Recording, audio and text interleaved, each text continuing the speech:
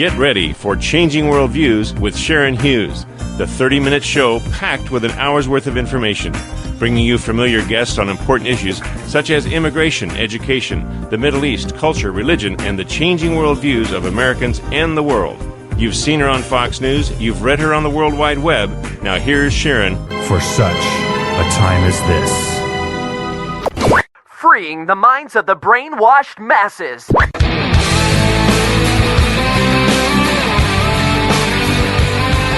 Hello, everyone. Thanks for tuning in for this edition of the show today. We try to report objectively, and so I'm a little reluctant to say it. I find it very difficult to believe that eventually, conceivably, Dan Quayle would sit down and negotiate with Mikhail Gorbachev. Doesn't seem to make sense. This election, the feeling most people get when they hear a Barack Obama speech, I felt this thrill going up my leg. I mean, I don't have that too often. Steady. No, seriously, it's a dramatic event. He speaks about America in a way that has nothing to do with politics. That is what I'm saying. I'm saying they crossed the line from media bias to media activism.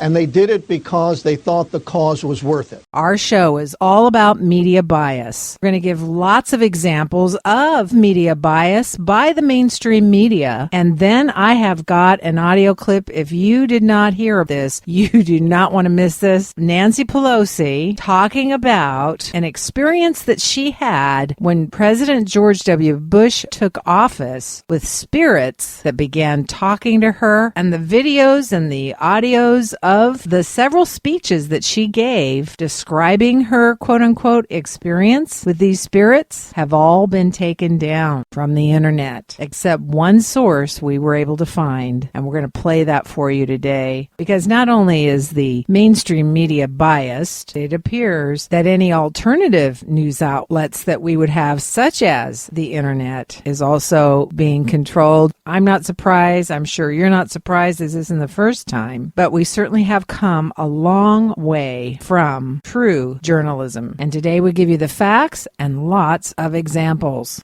You're listening to Sharon Hughes, not afraid to say it like it is, even on the most controversial topics, bringing you the real story behind the news on the issues that matter most. Okay, so we're going to focus on the mainstream media's biased coverage of elections. Let's take a look at an example. Sarah Palin was a major target of the mainstream media. The criticism of Governor Palin is that she was a brilliant marketing choice for the campaign, but she's not well-versed on the economy or foreign affairs. In your judgment, can you see her as President of the United States? Absolutely. As President of the United States. Sarah Palin makes Barack Obama look like John Adams. I mean, it's no contest. And if the media reaction is anything, it's been literally laughter in many places across newsrooms. In very, very many newsrooms. But she wasn't the first either. I mean, remember Dan Quayle? Listen to this. We try to report objectively, and so I'm a little reluctant to say it. I find it very difficult to believe that eventually, conceivably, Dan Quayle would sit down and negotiate with Mikhail Gorbachev. Doesn't seem to make sense. Now, if you go to our website, Changing Worldviews, our picture worth 1,000 words this week, and you have to scroll down to find it. This week's pick is a comparison by Newsweek and their depictions of presidential candidates. For instance, painting with a big, huge words Mitt Romney wimp, but that same quote-unquote news organization has President Obama on the cover with the title, "Why Are Obama's Critics So Dumb?"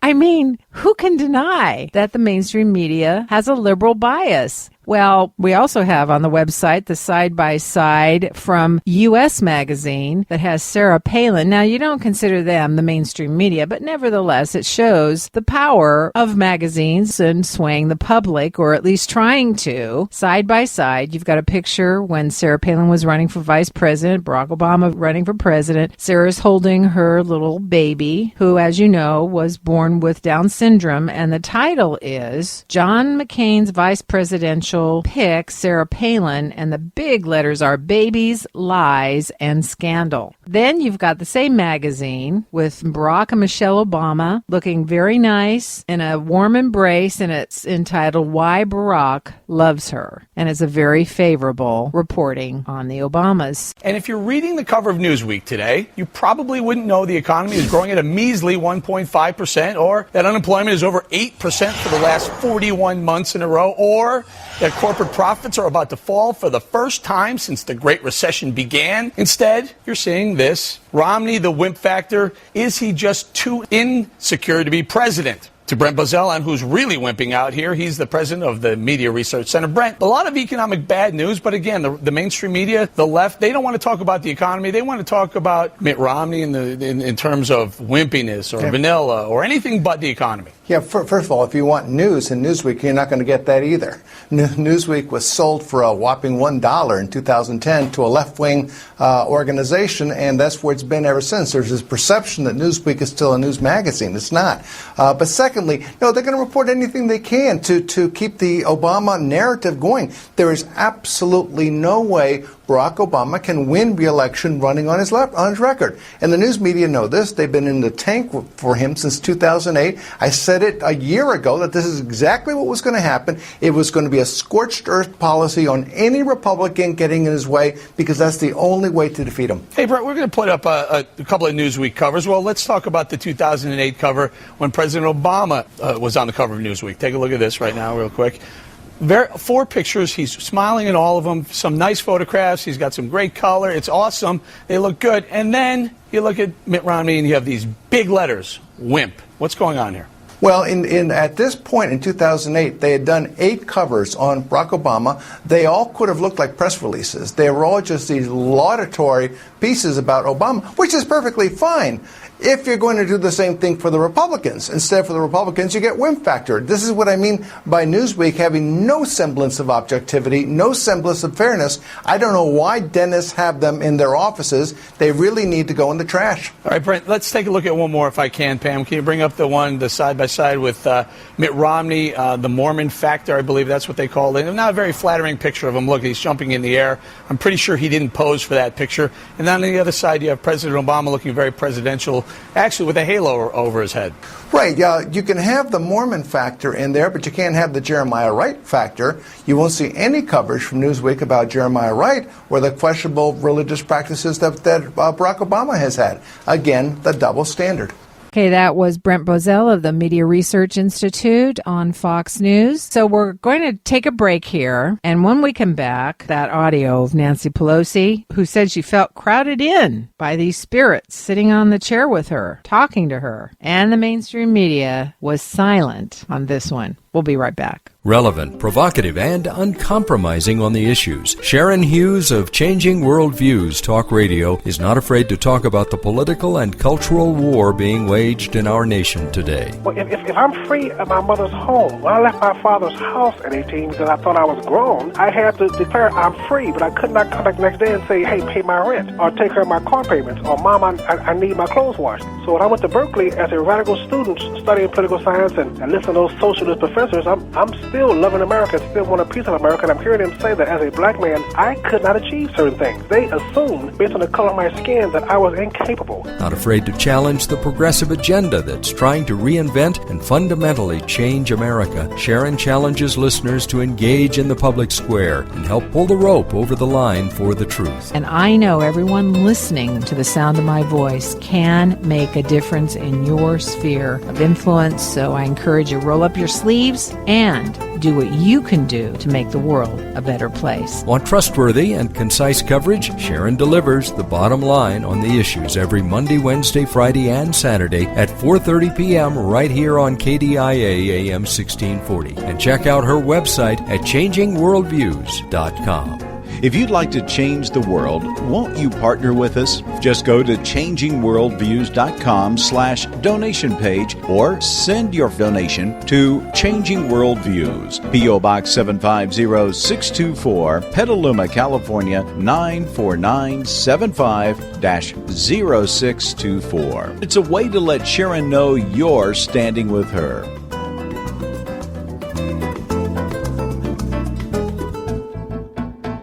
Hey, did you know that according to the Department of Justice, human trafficking is the fastest growing criminal industry in the world? Did you know that human trafficking in Sonoma County really happens? Hello, my name is Dana Bryant, co-founder of Crossing the Jordan and member of the Sonoma County Human Trafficking Task Force. Crossing the Jordan seeks to reach these victims and bring them hope of a whole new life.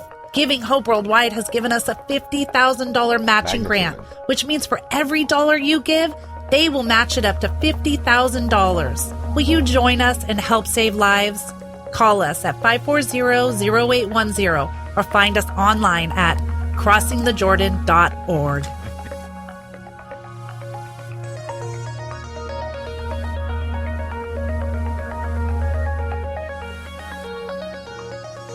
Okay, thanks for staying with us, ladies and gentlemen. Appreciate it so much. You know, we're not going to have a lot of time to talk about all the things that I wanted to talk about today, but just for the record, students used to be, when you went to journalism school, you were taught that authentic journalism is journalism that's unadulterated by money. You know, it doesn't pander to the interests of the advertisers. It doesn't go and look for more upscale readership in order to please those advertisers, but rather serves the people. And some of the journalistic ethics of old were truthfulness, accuracy, objectivity, impartiality, fairness, and public accountability. We still expect our reporters to bring accurate news reporting, just the facts. That's all we want, and that is not what we have today, and that's why we wanted to talk about this issue today. But I promised you that clip by Nancy Pelosi, the one where she's giving it to a commencement exercise, talking about having an encounter with some spirits in the White House shortly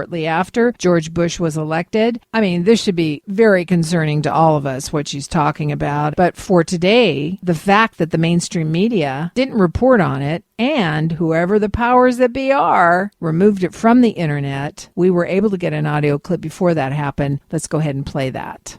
I realized that this was unlike any meeting I had ever been before at the White House. In fact, it was unlike any meeting that any woman had ever been to at the White House. Because I went there, not as a president's appointee at the table, a cabinet member, however wonderful that is, but I went there as a representative of a separate branch of government, as a leader from the House of Representatives. President Bush, ever gracious, welcoming me there, saying, we look forward to what you have to say. It'll probably be different from what we've heard before here. But just as he started to lay out his legislative agenda, I felt very closed in my chair. Very closed in. It was like everybody was sitting on the chair with me. It was very tight. And I realized, and I swear that this happened, and it's never happened before or since, that sitting on that chair with me was Susan B. Anthony, Elizabeth Cady Stanton, Alice, Sojourner Truth, and all the people who had worked so hard for women to have the right to vote and be empowered in any way that they wanted to gain power. They're all sitting there on the chair with me now. And then I hear them say, at last, we have a seat at the table.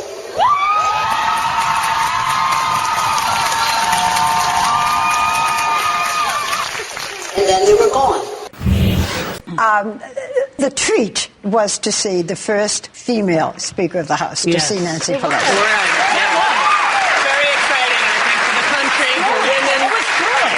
And I must say that the most dramatic moment you and I both felt was when the president came out, turned around, she's sitting behind, shook hands with her, and said, Madam Speaker. And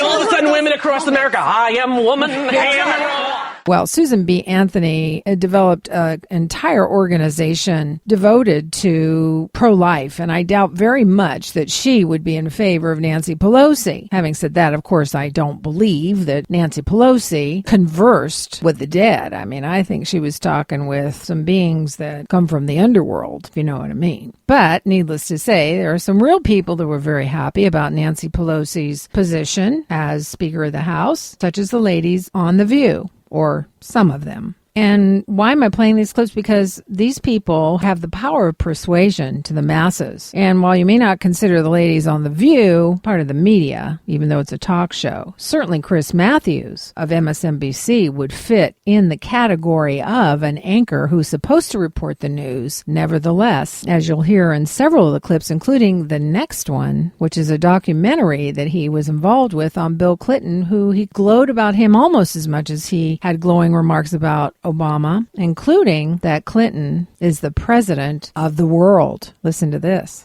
His presidency was over. His mission just beginning. I left the White House, but I'm still here. Chris Matthews. You're like a one-man Peace Corps. With exclusive behind-the-scenes access. The American people are having a tough time. To former President Bill Clinton. I think he's the single most competent politician I've ever met. And they were yelling, peacemaker, peacemaker. It's what makes me happy. A hardball documentary with Chris Matthews, the president of the world. You know, Churchill's huge in this country, and he's 70-30 back in England. And Nixon was probably 20-80 here, but in France he's about 60-40. Right. You know, he's 100-0 around the world, Bill Clinton. He is, I don't know what, IQ, 160? I don't know what it is. Okay, well, we've got to take a quick break, but when we come back, more examples of the left stream's media bias. We've barely touched the surface. We'll be right back.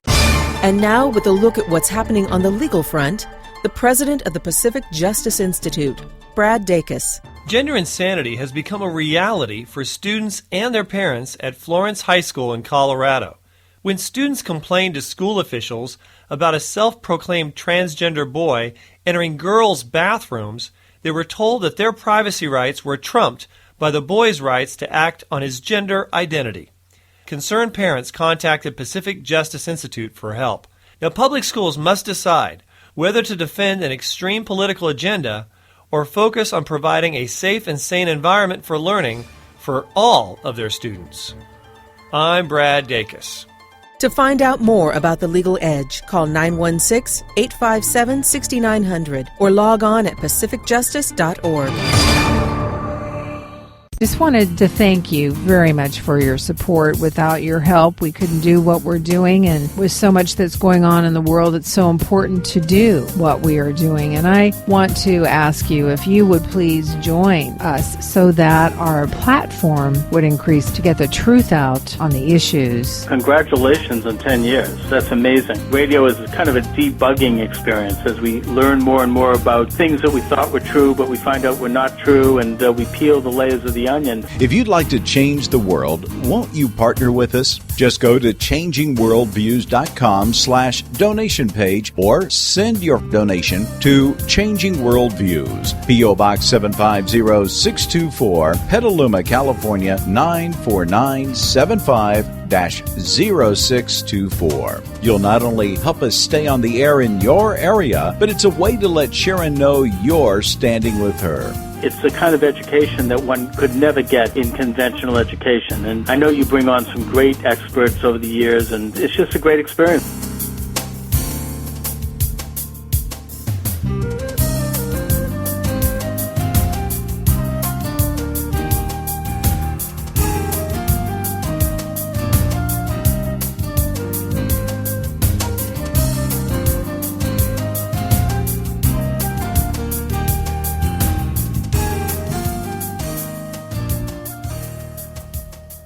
Okay, well, what we're going to do here for the rest of the show is play out some other examples of media bias clips to make the point that our mainstream media is indeed biased, and in part two, information about the background from those involved who basically own and control our media. So watch for that. And now, unbelievable clips by the left stream media. The McCain-Palin campaign were not desperate enough today, and our number one story in the countdown, a trifecta for the governor, officially stonewalling on Troopergate on the same day that a video resurfaces of her witch-obsessed pastor laying hands on her 3 years ago. And on that persistent issue of foreign policy experience, Governor Palin does not have it. So says the First Lady, Laura Bush.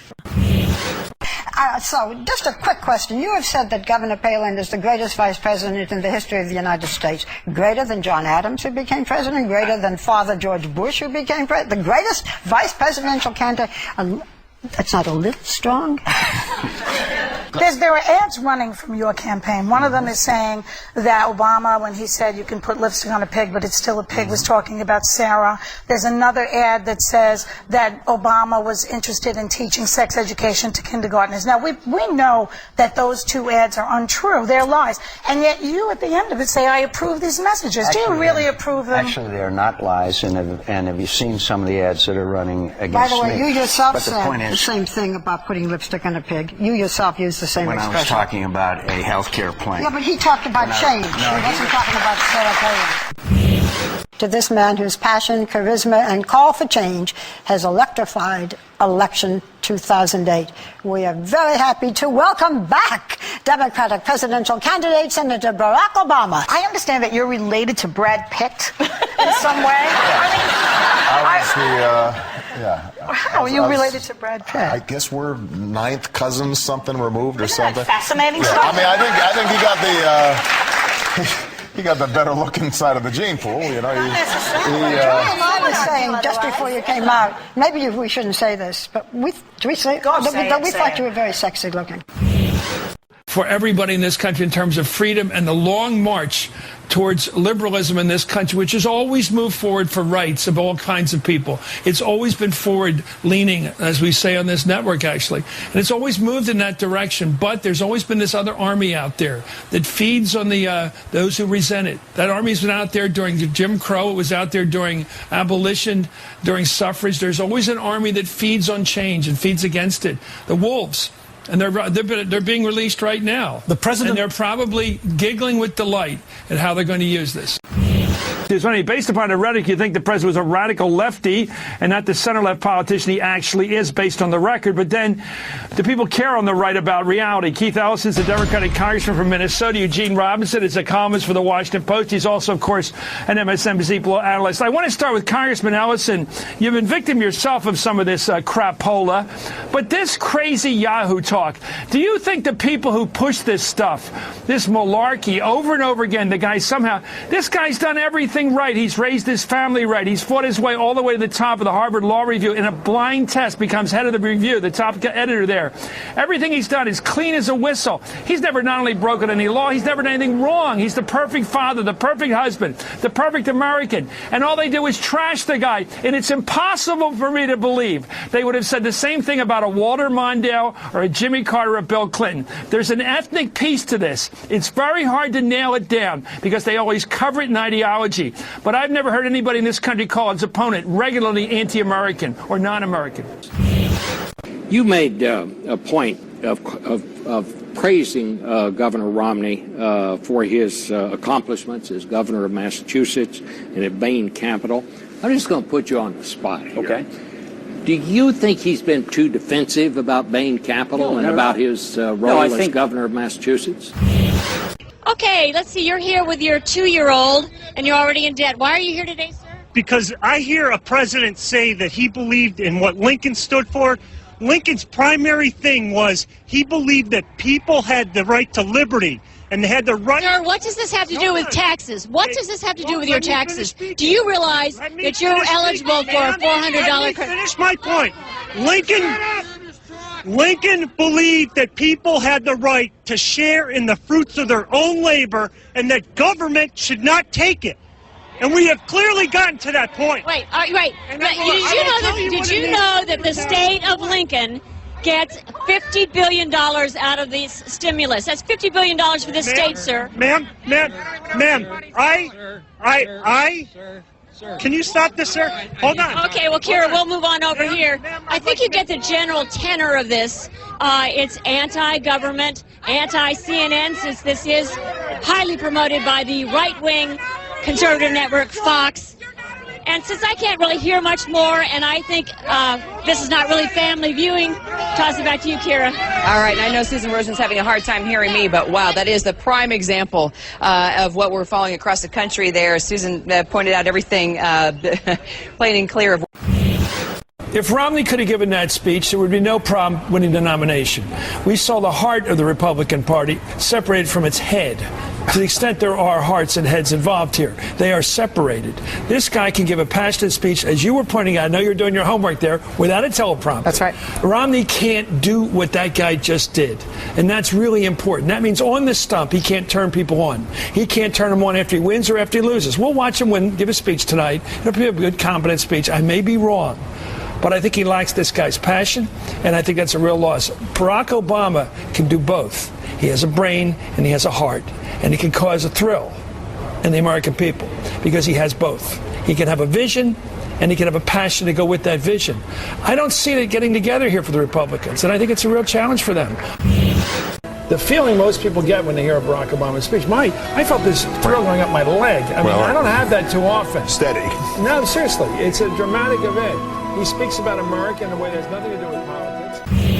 Well, there you have it, ladies and gentlemen. Of course, there are other clips we could play. Those are just examples from the past. And we encourage you to keep this in mind. Don't believe everything you hear. Sadly, just like our moms told us, don't judge a book by its cover. Today, we cannot judge the facts or the truth by what the mainstream media is reporting. We need discernment more than ever, and we need to exercise not only discernment, but critical thinking so we can know how to vote, who to support, and who to listen to in the media. So tune in every Monday, Wednesday, Friday, and Saturday on KDIA AM 1640 at 4:30 p.m. and every Tuesday, Thursday, and Sundays for our 1-hour live stream show, which you can access by going to changingworldviews.com, listen online, or by telephone at 424-222-5360, or online, changingworldviews.com. Click on the Blog Talk Radio link, and that'll take you to our online stream show. And there's also archives there as well. So until I see you tomorrow, this is Sharon Hughes saying it like it is. Thanks for listening to Changing Worldviews with Sharon Hughes.